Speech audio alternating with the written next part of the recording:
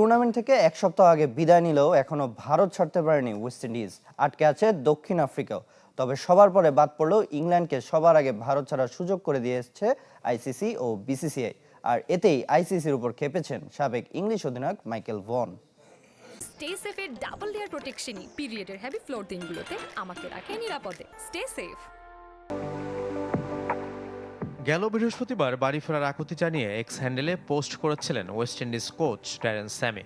সেদিনই অবশ্য তার পোস্টে সাড়া দিয়ে চার্টার্ড ফ্লাইট ব্যবস্থার কথা জানিয়েছিল আইসিসি। তবে মাঝে দুদিন কেটে গেলেও এখনও ভারত ছাড়তে পারেনি ক্যারিবীয়রা। তাদের সঙ্গী দক্ষিণ আফ্রিকা দলও, তারাও আটকে আছে কলকাতায়। তবে সবার শেষে টুর্নামেন্ট থেকে বাদ পড়ে সবার আগে ভারত ছেড়েছে ইংল্যান্ড। শনিবার সন্ধ্যায় লন্ডনের উদ্দেশ্যে মুম্বাই এয়ারপোর্ট ত্যাগ করে ইংলিশরা।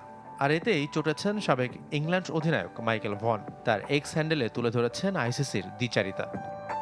ইংল্যান্ড বুধবার টুর্নামেন্ট থেকে বাদ পড়ে শনিবার দেশে ফিরে যাচ্ছে, যেখানে ওয়েস্ট ইন্ডিজ দল গেল রোববার থেকে কলকাতায় আটকে আছে। দক্ষিণ আফ্রিকারও একই অবস্থা।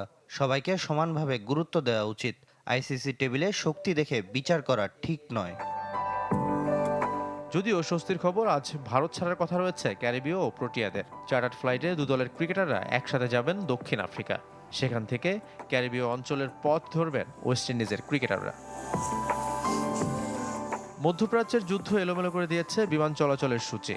আর এতেই বিপাকে দলগুলো। জিম্বাবুয়েন ক্রিকেটাররাও দফায় দফায় ফিরছে নিজ দেশে। সাফায়েত মিদুল, চ্যানেল 24।